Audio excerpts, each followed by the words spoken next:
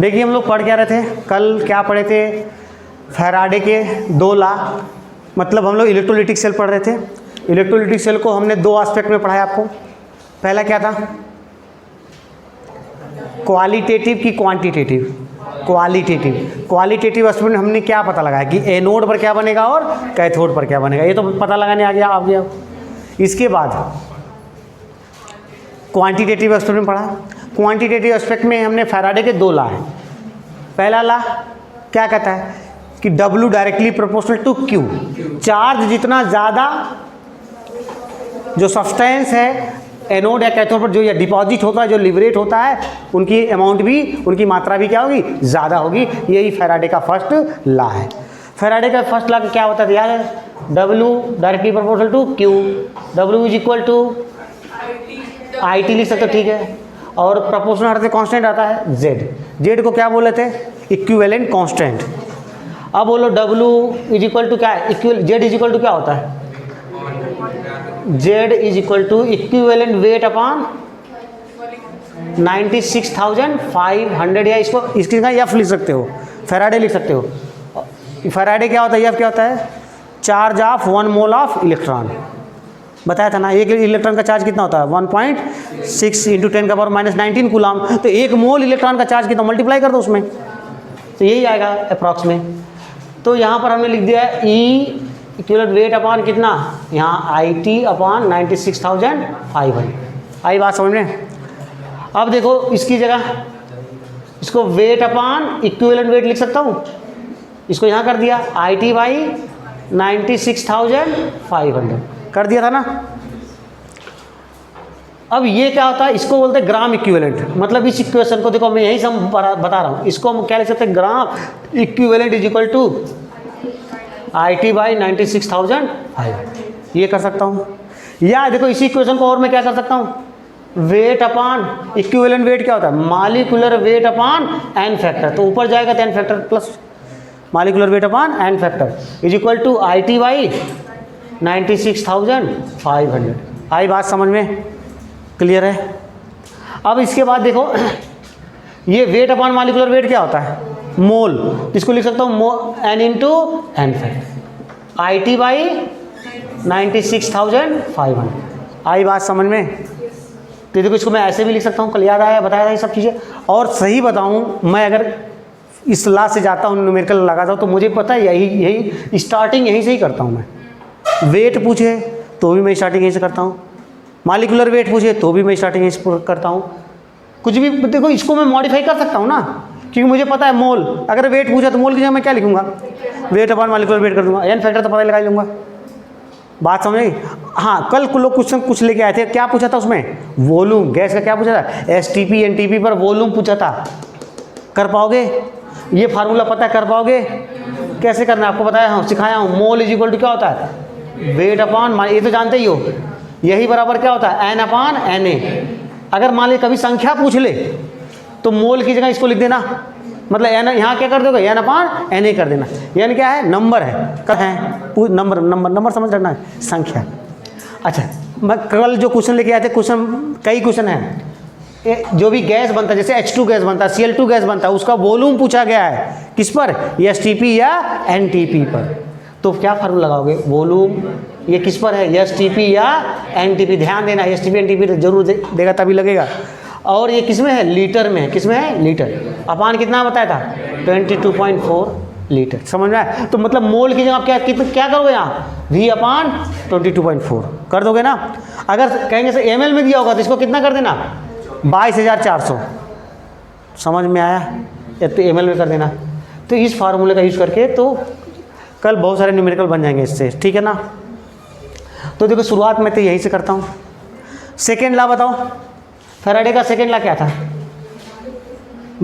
अगर सीरीज में जोड़ देते हैं, when 2 or more than 2 electrolytes are connected in series, तो एनोड पर जो भी डिपॉजिट होगा या डिकम्पोज होगा वह बराबर किसके, कैथोड पर जो भी चीज़ मिलेगी या जो भी डिकम्पोज होगा वहाँ पर क्या होगा, सबके ग्राम इक्विवेलेंट आपस में क्या होते हैं, इक्वल होते हैं, बराबर होते हैं। कल बताया था ना, जैसे कल लिए थे कि ग्राम इक्विवेलेंट ऑफ क्या था, Cl2 बराबर ग्राम इक्विवेलेंट ऑफ क्या था, जो भी था, मान लो H2 मिल रहा है, ठीक है, जो भी मिल रहा है सभी के अपने अपने ग्राम इक्विवेलेंट क्या होंगे, बराबर। और ग्राम इक्विवेलेंट आपको आता ही है, ग्राम इक्विवेलेंट का क्या लिख सकते हो, वेट अपान इक्विवेलेंट वेट लिख सकते हो। इसको W1 कर दो, इसको E1 कर दो, इसको क्या करोगे W2/E2। बात समझ में आ रहा है? अब बताओ, इसको भी मोल के टर्म में बदल सकते हो क्या? ग्राम इक्विवेलेंट को क्या बदल सकते हो, weight upon molecular weight into n factor लिख सकते इसको, बराबर क्या, weight upon molecular weight into n factor. इसका कर सकते हो। इसकी जगह क्या लिख सकते हो, मतलब ग्राम इक्विवेलेंट की जगह क्या लिख सकते हो, mole into n factor is equal to mole into n factor, जो भी जिसका जिसका रहेगा। मान लीजिए Cl2 का था, ये हाइड्रोजन का था। समझ में आ गया? तो इस पर अगर जिसको ये कॉन्सेप्ट पता है तो न्यूमेरिकल लग जाएगा, बहुत आसान। उन्हीं के लिए प्रॉब्लम होता है जिनको ये कॉन्सेप्ट नहीं पता है। कोशिश करोगे तो लग जाएगा, लेकिन ये प्रैक्टिस करने से आएगा आपको कि कौन सा फार्मूला लगाऊं, कैसे लगाऊं। जब प्रैक्टिस करोगे तभी होगा। ठीक है भाई, समझ में आ गया, सबको याद हो गया? चलिए एक क्वेश्चन दे रहा हूँ, बनाइए आप लोग। क्वेश्चन लिखिए, कैलकुलेट द, क्वेश्चन लिखिए calculate the weight of sodium, calculate the weight of sodium and volume of chlorine gas, and volume of chlorine gas, and volume of chlorine gas at 1 atm, at 1 atm and 273 Kelvin, and 273 Kelvin। आई बात समझे? इसका देने का मतलब क्या है, वही standard condition हो गया। बात समझे ना? ये या तो लिख देगा स्टैंडर्ड कंडीशन है, या फिर क्या देगा, ऐसा दे देगा टेम्परेचर 273 दे दिया, हाँ, या 25 डिग्री सेल्सियस कर देगा, या प्रेशर कितना कर देगा 1 atm का, ऐसा कुछ देता है तो आप वही वाला केस मान के चलेंगे। ठीक है, और क्या लिखा है, आई देखिए, आई दिया है 9.65 एम्पियर। करंट कितना दिया है, हाँ 9.65 एम्पियर, और टी दिया 1000 सेकेंड। टी कितना दिया है, 1000 सेकेंड, सेकेंड, हाँ 1000 सेकेंड। बनाओ।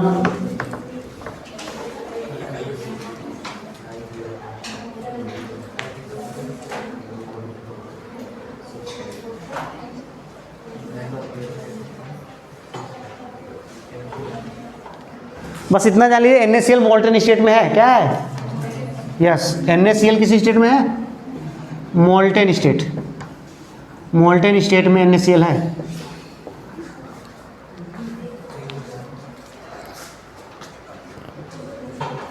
वही वाला केस लगाना है, मोल्टेन स्टेट वाला, इलेक्ट्रोलिसिस ऑफ मोल्टेन NaCl।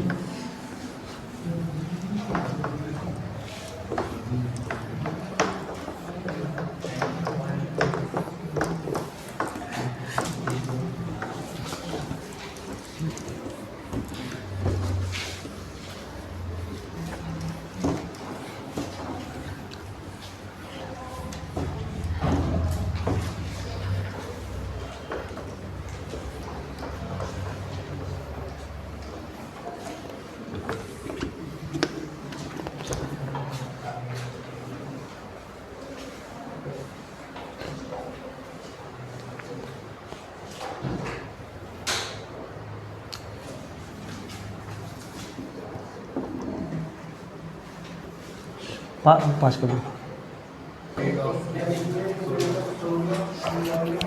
अच्छा ठीक है, याद आ गया, NaCl था, NaCl मोल्टेन स्टेट मतलब क्या, Na plus plus Cl minus.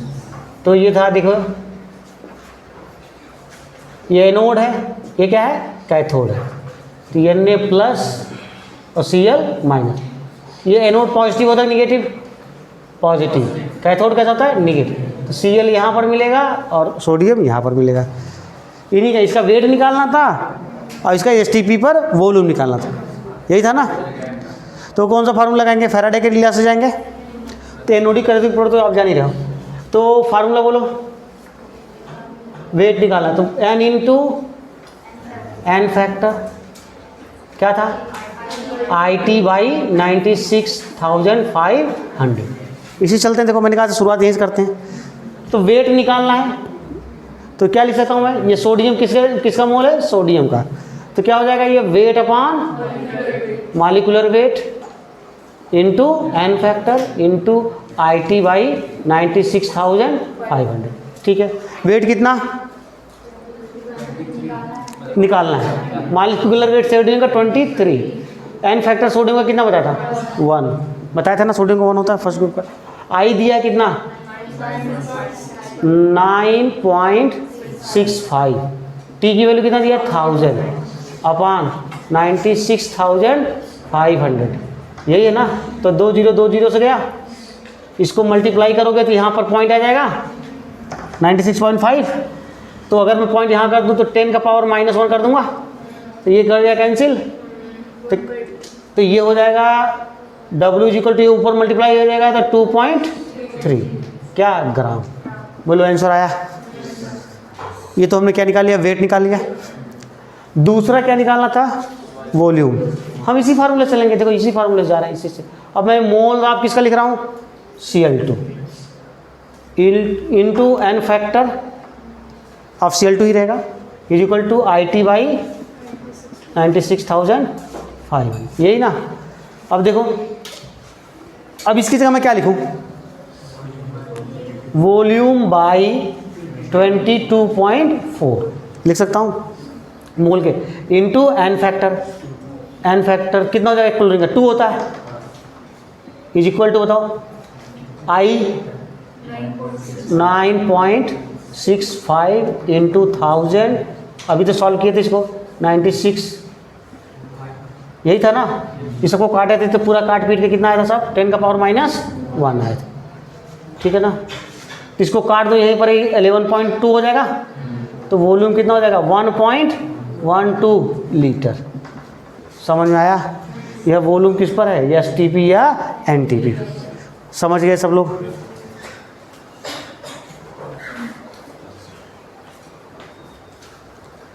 इस क्वेश्चन को मुझे हाथ से लिख करके यहाँ पर डालना पड़ेगा। ठीक है, यहाँ लिखा नहीं ना क्वेश्चन, चलो। हाँ बोला था, हाँ बोल के भी चल जाएगा हम। ठीक है, नोट कर लो भाई फटाफट। एक क्वेश्चन और दे रहा हूँ, इस पर भी बताओ।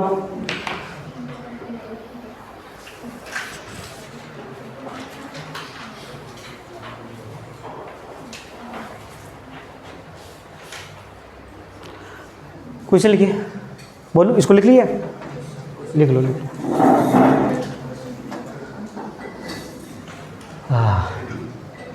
इसको बता रहा हूँ, पहले इसको एक कर लो, एक टाइप बता रहा हूँ। हाँ करना है, मतलब करना तो कर लो। एक क्वेश्चन और लिख लो, by passing some amount of, चालू है ना भाई, ठीक है।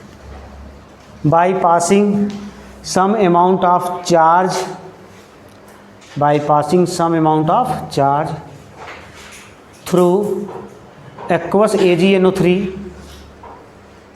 By passing some amount of charge through द्वारा एक्वस AgNO3, सिल्वर नाइट्रेट का एक्वा सोल्यूशन है, aqueous AgNO3 comma 10.8 gram of silver obtain, 10.8 gram of silver is obtain, 10.8 gram of silver is obtain, then calculate volume of H2 gas,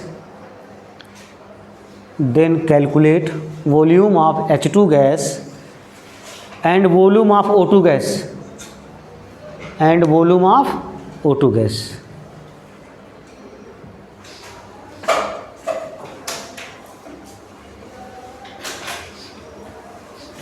ठीक है, लगाओ।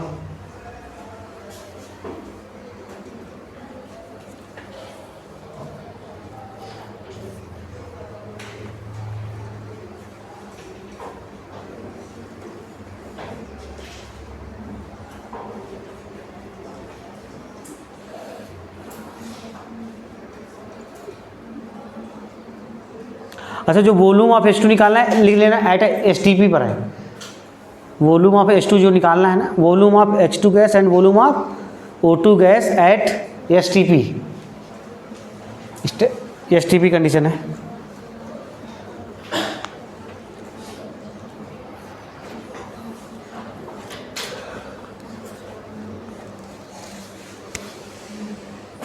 आई नहीं दिया इस बार, आई नहीं दिया तो कौन से फर्स्ट लॉ से जाओगे?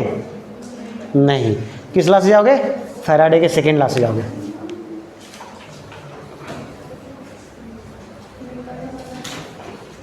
रोक दो।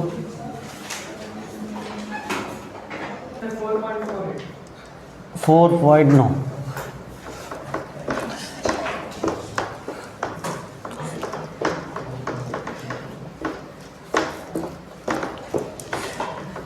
देखिए क्वेश्चन में क्या कह रहा है। क्वेश्चन में कह रहा है कि AgNO3 का एक्वा सोल्यूशन है, वहाँ पर कुछ some amount of the electricity charge provide किया जा रहा है, कितना एम्पियर चार्ज और दिया नहीं है, और वहाँ से फिर क्या मिला आपको? सिल्वर मिल रहा है, और फिर और जगह पर क्या मिल रहा है? O2 मिल रहा है, और क्या मिल रहा है? H2 मिल रहा है। इसका मतलब कई सेल हैं वो सीरीज क्रम में जोड़े गए हैं। और ये भी जान लीजिए अगर आई ओ ना दिया हो ना, क्यू ना दिया हो, तो जनरली हम कौन सा फैराडे का सेकेंड लॉ लगाते हैं। आपको क्या पता है फैराडे का सेकेंड लॉ क्या कहता है? कि ग्राम इक्विवेलेंट ऑफ क्या सिल्वर मिल रहा है? Ag इज इक्वल टू क्या लिख सकता हूँ? ग्राम इक्विवेलेंट ऑफ क्या लिख सकता हूँ मैं? H2 बराबर ग्राम इक्विवेलेंट ऑफ O2। क्या सबके ग्राम इक्विवेलेंट बराबर होंगे? तो फिर आ गया, जिसको ये आ गया आंसर आ गया। चलो इन दोनों को पहले निकालते हैं। इन दोनों को मैं ले रहा हूँ, देखो ग्राम इक्विवेलेंट ऑफ Ag की जगह क्या है? N इंटू N फैक्टर लिख सकता हूँ। किसका? Ag का बराबर क्या? N इंटू N फैक्टर किसका? H2 का लिख सकता हूँ भाई। अब इसका वेट दिया है, सिल्वर का वेट दिया है ना, और सिल्वर का मॉलिक्यूलर वेट दिया था, मैंने भूल गया बोलना, 108 होता है। सिल्वर का मॉलिक्यूलर वेट कितना होता है? 108। अब इसकी मोल की जगह क्या लिख सकता हूँ बताओ? वेट अपॉन मॉलिक्यूलर वेट लिख सकता हूँ, इनटू क्या लिख सकता हूँ? N factor of Ag is equal to, तो इसका क्या निकालना है? वॉल्यूम निकालना है। तो बताओ मोल की जगह क्या लिख सकता हूँ?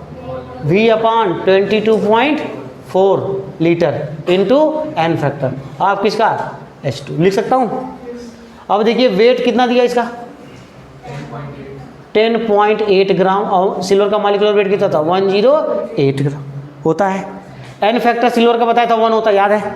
कल ही बताया था।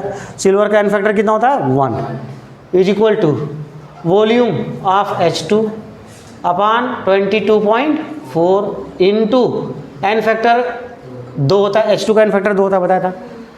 अब क्या करना है? इसको अगर हम काटेंगे, इसको तो देखो काटा है, तो इसको यहाँ 10 के पावर ऊपर -1 आएगा क्या? तो ऊपर कितना? 10 पावर माइनस यहाँ 1 हो गया, ठीक है। और इसको काटोगे तो कितना आएगा? 11.2। तो 11.2 को इसमें मल्टीप्लाई करोगे तो वॉल्यूम ऑफ H2 बराबर कितना आ जाएगा? 1.12 लीटर। बहुत टाइम लगा लगाने में हमको। आया कि नहीं? आंसर आया। अब क्या वॉल्यूम आप लगा सकते हो किसका? ये आंसर हो गया। वॉल्यूम ऑफ O2 निकालना है, यही तो निकाला ना।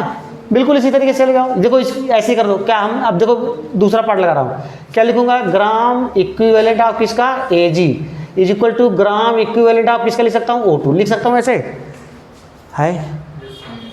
इसकी जगह में क्या अभी सब काटे पीटे थे, कितना आया था? 10 का पावर -1, यही तो आएगा ना। इज इक्वल टू यहाँ कितना होगा? वॉल्यूम, वॉल्यूम ऑफ किसका हो जाएगा? O2 डायरेक्ट लिख रहा हूँ अपॉन 22.4। इसका N फैक्टर कितना होता है? 4। 60 में कर दिया, समझ में आ रहा है ना? अरे N इंटू N फैक्टर ही है, मोल की जगह मैंने इसका N फैक्टर 4 होता है। तो काटोगे कितना? 5.6 आएगा क्या इसमें? नहीं, अरे कितना आएगा ये? 5.6। हाँ, तो वॉल्यूम ऑफ O2 बराबर कितना हो जाएगा? 0.56 लीटर। आया समझ में सबको? कहीं नहीं आया समझ में आया तो बताओ। आ गया? अब तो लगा लोगे ना? चलो नोट कर लो।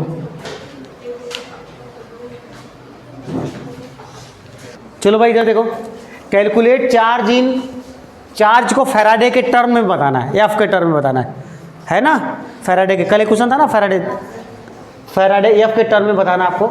जैसे 5 moles of SO4 sulphate ion है, इसके ऊपर कितने एफ का चार्ज है बताओ। पहले मुझे बता दो, अगर मैंने लिखा 1 मोल SO4 डबल माइनस के ऊपर कितना चार्ज है, कहेंगे सर 2 चार्ज है, 2 नेगेटिव चार्ज है कि नहीं है, यही तो बोलोगे। मैं बोलूँ एफ के टर्म में, तो 1 मोल में कितना चार्ज है, 2 एफ का चार्ज है भाई, इसका 1 मोल ही तो ले जाऊँ मैं, कितना माइनस चार्ज है, 2 माइनस चार्ज है, मतलब कितना चार्ज है, 2 एफ चार्ज है। तो बताओ 5 मोल में कितना चार्ज हो जाएगा, 2 इंटू 5 बराबर कितना, 10 एफ। समझ में आ गया सबको। बस यही बता रहा हूँ, कभी कभी एफ के चार्ज को एफ के फॉर्म में पूछता तो घबरा जाते लोग, तो समझ में आया ना, यही है। यहाँ पर बताओ 4.2 ग्राम नाइट्राइड आयन, नाइट्राइड आयन किसको बोलते हैं, एन के ऊपर जब 3 माइनस होता है तो उसको क्या बोलते हैं, नाइट्राइड। और एजाइड भी एक होता है, यहाँ पर 3 नाइट्रोजन है और 1 माइनस चार्ज, इसको एजाइड बोलते हैं, और ये क्या है, नाइट्राइड है। आई बात समझ में। अब देखिए 4.2 ग्राम नाइट्राइड आयन है, तो ये वेट दिया है तो इसको मोल में नहीं बदल सकते, बदल सकते तो बताओ क्या आएगा, weight upon molecular weight. Weight कितना है 4.2, मतलब मोल निकाल रहा हूँ, वेट अपॉन मॉलिक्यूलर। नाइट्रोजन का मॉलिक्यूलर वेट कितना होता है, 14 होता है, कितना आएगा 0.3, यही तो होगा। अब 0.3 मोल है, क्या है मोल है ये, तो अब मुझे क्या पता चलता है कि अगर मैं 1 मोल क्या लिया नाइट्राइड आयन, N3 N के ऊपर 3 माइनस है, तो कितने फैराडे है, नहीं कितना फैराडे, 1 मोल के ऊपर कितना, 3 माइनस चार्ज है ना, तो 3F नहीं लिखूंगा, 3F लिखूंगा ना भाई। तो मुझे निकालना कितना है 0.3 मोल में, तो 0.3 मोल में कितना हो जाएगा 3.3 इंटू 3 बराबर कितना आ जाएगा 0.9F। समझ में आया।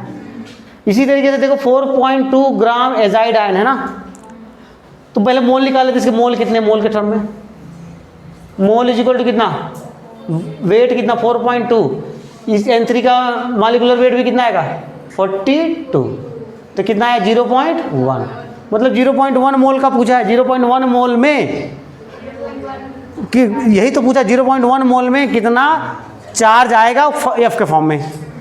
तो बताओ हमको पता है पहले क्या, 1 मोल ऑफ एजाइड आयन के पास कितना चार्ज है, बराबर 1 है, तो 0.1 मोल में कितना हो जाएगा 0.1 into 1F is equal to कितना आ जाएगा 0.1F। समझ में आया। नेक्स्ट लास्ट क्वेश्चन है, देखो convert 5 moles of sulphide, sulphite है SO3 डबल माइनस को क्या बोलते हैं सल्फाइट, इनटू सल्फेट आयन में SO4 डबल माइनस को क्या बोलते हैं सल्फेट आयन। मतलब इसको 5 मोल को कन्वर्ट करने में कितना चार्ज लगेगा, कितना चार्ज आएगा बताओ। अच्छा बताओ सल्फाइड के ऊपर कितना चार्ज है -2 है, इसके ऊपर कितना चार्ज है 2 है। अब सल्फर का ऑक्सीडेशन स्टेट निकालना पड़ेगा। सल्फर का ऑक्सीडेशन स्टेट यहाँ पर कितना आ रहा है जल्दी बताओ, +4 आया मेरे साथ, 2 3 6 +4 निकाल के बताऊँ। अरे जिसका निकालना है x मान लो, सल्फर का x मान लिए, एक ऑक्सीजन का कितना होता है -2, तो 3 ऑक्सीजन कितना हो जाएगा -6। ओवरऑल कंपाउंड के ऊपर कितना चार्ज है -2, तो इज इक्वल टू कितना लिखूंगा -2। आ रहा है समझ में। तो x इज इक्वल टू कितना आ जाएगा +4। आया कि नहीं आया +4 चार्ज। तो इसका ऑक्सीडेशन प्लस यहाँ पर आगे निकालेंगे +6 आएगा, कितना आएगा +6। तो +4 से +6 हो रहा है, कितने का डिफरेंस आ रहा है 2 का आ रहा है। तो 1 मोल को 1 मोल में 1 मोल सल्फाइड को सल्फेट में बदलने के लिए कितना लग रहा है 2F का चार्ज लग रहा है। कितना लग रहा है 2F का चार्ज लग रहा है। तो कितना मोल पूछा है, तो 5 मोल को बदलने में कितना हो जाएगा 10F का चार्ज लगेगा। इसका भी आंसर कितना हो जाएगा 10F। समझ में आया, क्लियर भाई। तो ठीक है, ये F वाला अक्षर था, नोट कर लीजिए इसको। चलिए भाई अब देखिए क्या पढ़ने जा रहा है, इलेक्ट्रोकेमिकल सीरीज। क्योंकि कुछ क्वेश्चन थे उसमें जो बिना इलेक्ट्रोकेमिकल सीरीज पढ़े नहीं जान सकते, इसके एप्लीकेशन होते हैं इलेक्ट्रोकेमिकल सीरीज के। तो चलिए देखते हैं इलेक्ट्रोकेमिकल सीरीज। तो भाई इलेक्ट्रोकेमिकल सीरीज क्या होता है, क्यों बनाया गया? इलेक्ट्रोकेमिकल सीरीज में जो एलिमेंट है ना उनको अरेंज किया गया है। क्या किया गया है? अरेंज किया गया है। कैसे अरेंज किया गया है? इनके स्टैंडर्ड रिडक्शन पोटेंशियल के इंक्रीजिंग ऑर्डर में क्या किया गया? अरेंज किया गया। अरेंज करने पर जो सीरीज ऑब्टेन होती है ना उसी को क्या बोलते हैं? Electrochemical series. या ऐसे भी बोल सकते हो कि इनके स्टैंडर्ड ऑक्सीडेशन पोटेंशियल के डिक्रीजिंग ऑर्डर में अरेंज किया गया है। अरेंज करने पर जो सीरीज ऑब्टेन होती है उसको क्या बोलते हैं? Electrochemical series. तो इलेक्ट्रोकेमिकल सीरीज होता क्या है? When elements are arranged in increasing order of their standard reduction potential, the series is obtained known as क्या? Electrochemical series. बातें समझ में आ गई? तो ये लिखना नहीं है, ये लिखना भी जो बताने जा रहा हूँ ना। तो याद है सबको? याद है? बहुत पीटू का कई बार बता चुका हूँ। लिखबा सर काना मगल मंजन फेकट कर टोनी SNPV, ये याद होना चाहिए भाई, क्योंकि ये याद रहेगा तभी काम बनेगा। देखो, लिख बासर काना मगल मंजन कर फेकड़। उसके बाद क्या आता है? कोनी को मैं इधर लिखूंगा, कोनी SNPV, कोनी SNPV। इसके बाद हाइड्रोजन आता है ना, उसके नीचे कापर के नीचे Hg मरकरी, हाँ। उसके बाद सिल्वर के बाद प्लेटिनम के बाद गोल्ड आता है ना, गोल्ड आता है, ठीक है। और नॉन मेटल भी थे कुछ ना, I2 Br2 Cl2 then F2, ये था, ये लिखा था। अब देखिए ये आपका इलेक्ट्रोकेमिकल सीरीज। अब ध्यान से लिखिए मत, अभी लिखने का टाइम दूंगा आपको। यहाँ पर मैं लिख रहा हूँ स्टैंडर्ड ओपी मतलब ऑक्सीडेशन पोटेंशियल, और यहाँ पर लिख रहा हूँ मैं standard RP reduction potential, E not OP E not RP. अच्छा, ये चीज़ तो पता है जितना जिसका ओपी होता है उतना ही आरपी होता है, बट अपोजिट साइन के साथ। अगर लिथियम का, याद नहीं करना है डाटा, ये क्वेश्चन में दिया रहता है, बट मैं आपको बता, लिथियम का जो ऑक्सीडेशन पोटेंशियल होता है ना वो होता है 3.05 वोल्ट। कितना होता है?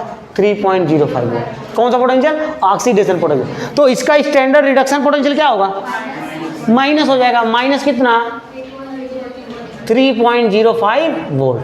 अब जैसे जैसे आप आते जाओगे इनका ऑक्सीडेशन पोटेंशियल क्या होता जाएगा? डिक्रीज करता जाएगा, और रिडक्शन पोटेंशियल क्या होता जाएगा? बढ़ता जाएगा।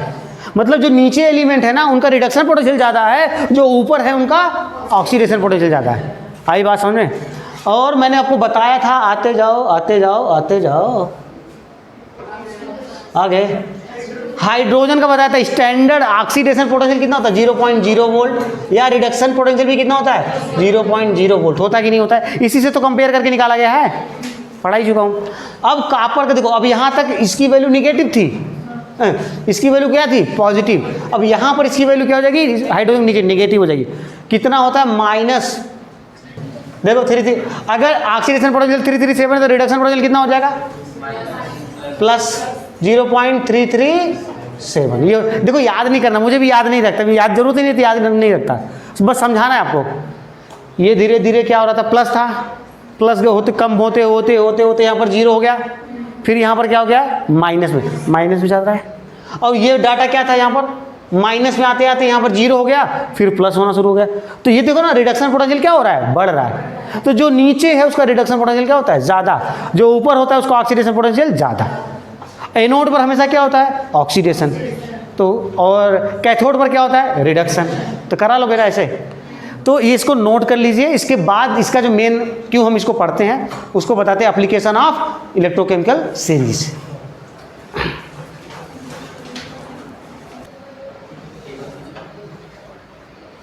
चलो बार बार घुमाते रहना ऐसे से। चलिए एप्लीकेशन ऑफ इलेक्ट्रोकेमिकल सीरीज, तो इसका पहला एप्लीकेशन हम लोग देखने जा रहे हैं। तो क्या है? Displacement of metal. पहला एप्लीकेशन क्या है? Displacement of metal, displacement of metals from its solution, displacement of metal from its solution. Metal का क्या कर देना है? डिस्प्लेसमेंट कहाँ से? उसके सॉल्यूशन से, एक्वा सॉल्यूशन से। ठीक है, देखिए इधर ध्यान दीजिए, अब लिखिएगा कोई देखे बस। हमने लिया CuSO4 का सॉल्यूशन ले लिया। कौन सॉल्यूशन है? एक्वा सॉल्यूशन है। कॉपर सल्फेट का कौन सॉल्यूशन है? एक्वा सॉल्यूशन है। एक्वा सॉल्यूशन हमारा Cu++ SO4 माइनस, इतना तो पता ही ना। Cu अगर 2+ फॉर्म में रहता है, सॉल्यूशन किस कलर का रहेगा? ब्लू कलर का रहता है, ट्रांसपेरेंट ब्लू कलर का होता है। और किसकी वजह से होता है? क्योंकि इसमें Cu क्या है? 2+ फॉर्म में। इसका रिएक्शन मैंने करा दिया किसके साथ? जिंक। किसके साथ करा दिया? जिंक के साथ। तो क्या, जो जिंक है ना वो क्या करेगा? कॉपर को डिस्प्लेस कर देगा। क्या कर देगा? डिस्प्लेस कर देगा। क्या बनाएगा यहाँ पर? ZnSO4 प्लस Cu जो है सॉलिड फॉर्म में जाएगा, नीचे बैठ जाएगा सॉलिड फॉर्म में कॉपर। बात समझ में आ रही है? ये देखिए, क्या ये रिएक्शन पॉसिबल? आपसे पूछेगा ये रिएक्शन पॉसिबल है कि नहीं पॉसिबल, यही पूछता है इसमें। ये रिएक्शन पॉसिबल है कि नहीं पॉसिबल है? बताओ। है। क्यों पॉसिबल है? जो ऊपर होता है उसका क्या होता है? ऑक्सीडेशन। जो नीचे होता है उसका क्या होता है? रिडक्शन। जरा ध्यान से देखो, जिंक का ऑक्सीडेशन नंबर कितना है? 0। फ्री स्टेट में किसी का ऑक्सीडेशन नंबर क्या होता है? 0। ये सॉलिड है। Cu का ऑक्सीडेशन नंबर कितना है? +2। यहाँ पर Zn का ऑक्सीडेशन नंबर कितना है? +2। यहाँ पर Cu का ऑक्सीडेशन नंबर कितना है? 0। तो देखो जिंक का 0 से क्या हो रहा है? +2 हो रहा है। क्या इसका ऑक्सीडेशन हो रहा है? कॉपर का देखो क्या हो रहा है? +2 से 0 हो रहा है, रिडक्शन हो रहा है। क्या हो रहा है? रिडक्शन। क्या ये सही है? जरा इलेक्ट्रोकेमिकल सीरीज में देख लो, जिंक कहाँ? इधर देखो, ये रहा जिंक, ये रहा जिंक। कॉपर देखिए, कॉपर कहाँ है? इसके नीचे। कॉपर बल्कि कहाँ है? हाइड्रोजन के नीचे है। हाइड्रोजन नीचे नहीं, तो जिंक का क्या होना चाहिए? ऑक्सीडेशन, और हो भी रहा ऑक्सीडेशन। और कॉपर का क्या होना चाहिए? रिडक्शन। तो रिएक्शन में हो रहा है कि नहीं हो रहा है? तो क्या ये रिएक्शन पॉसिबल है? यही पॉसिबल। ठीक है ना? ऐसे हमने बता दिया। बहुत से लोग ऐसे याद कर लेते हैं, सर ऊपर के मेटल नीचे के मेटल के साल्ट के एक्वा सॉल्यूशन से मेटल को डिस्प्लेस कर देते हैं। मतलब ऐसे बोलो, एक लाइन बोलो, ऊपर के मेटल नीचे के मेटल को उनके सॉल्यूशन से डिस्प्लेस कर देंगे। बात तो वही है, ऊपर के मेटल। ठीक है ना? अच्छा, ये और भी क्या होगा? इसका जो ब्लू कलर जब ये बनेगा जिंक, इसका ब्लू कलर धीरे धीरे फेड होते होते गायब हो जाएगा। क्यों गायब हो जाएगा? क्योंकि Cu++ किस में बदल गया है? Z। Cu सॉलिड हो गया। अब Cu कॉपर अगर सॉलिड फॉर्म में है तो क्या ब्लू कलर होगा? नहीं होगा। +2 फॉर्म में रहता है तो ही होता है ब्लू कलर का। बोलो, समझ में आया ना? तो कॉपर का ब्लू, इसका सोल्यूशन का ब्लू कलर धीरे धीरे क्या हो जाएगा? गायब। और आपसे क्वेश्चन पूछता है, क्या जिंक की बर्तन में कंटेनर क्या है? जिंक का पॉट है, जिंक का बीकर है, उसमें क्या CuSO4 को रख सकते हैं? रख सकते हैं? ऐसे भी क्वेश्चन पूछे है, क्वेश्चन इस टाइप का क्वेश्चन पूछ रही थी ना। मैंने क्या बोला? जिंक का बर्तन, पॉट किसका है? बर्तन किसका है? जिंक का। ये जिंक का बर्तन है, इसके अंदर क्या रखना है हमको? CuSO4 का एक्वा सॉल्यूशन रखना है। क्या रख सकते हैं? नहीं रख पाएंगे भाई। क्यों? क्योंकि इसके साथ इसका रिएक्शन हो जाएगा ना, रिएक्शन होकर के ये बन जाएगा। तो रख पाओगे क्या? नहीं रख पाओगे। आ गई बात समझ में? चलिए एक और रिएक्शन देखते हैं। इधर देखो, दूसरा रिएक्शन क्या है इसमें? क्वेश्चन ने घुमा फिरा के पूछेगा, इस बर्तन में रख इसको इसमें रख सकता हूँ कि नहीं रख सकता, जिंक की रॉड को इसमें रख सकता हूँ, ये सब पूछेगा। अब देखिए, इस बार हमने क्या किया है? हमने कॉपर ले लिया। क्या ले लिया? कॉपर सॉलिड प्लस ZnSO4 का एक्वा सॉल्यूशन ले लिया। अब बताओ क्या होगा? तो भाई हम लोग कहेंगे तो सर आप करा दीजिए, Cu को रिप्लेस कर दीजिए, CuSO4 बना दीजिए प्लस जिंक को रिप्लेस करा दीजिए। क्या रिएक्शन पॉसिबल है? क्यों नहीं है? यस, क्योंकि देखो ना ये क्या है, कॉपर क्या है, नीचे है, जिंक कहाँ है, ऊपर है, तो इसकी इतनी औकात नहीं है कि इसको रिप्लेस करा दें। औकात का सेंस मतलब कुछ और, मतलब क्या कि मतलब ये इसका क्या रिडक्शन पोटेंशियल ज़्यादा है, तो इसका क्या होगा, रिडक्शन ही होगा ना, जिससे ऑक्सीडेशन कहाँ करा पाएगा ये। और इसमें तो अगर देखा तो ऑक्सीडेशन करवाने की कोशिश कर रहा है, तो रिएक्शन पॉसिबल नहीं है। तो आपसे और तरीके से क्वेश्चन कैसे पूछेगा कि कॉपर के कंटेनर में, कॉपर के बर्तन में, कॉपर के पॉट में ZnSO4 को रख सकते हैं कि नहीं रख सकते? रख सकते हैं, फ्रीली रखिए, रिएक्शन नहीं होगा तो रख सकते हो। समझ में आया? तो इस टाइप से क्वेश्चन मिलेगा। बहुत सारे एग्जाम्पल, मैंने बस 2 एग्जाम्पल लेकर के, है ना, थोड़ा सा स्पीड से भी चलना है, तो नोट कर लो इसको।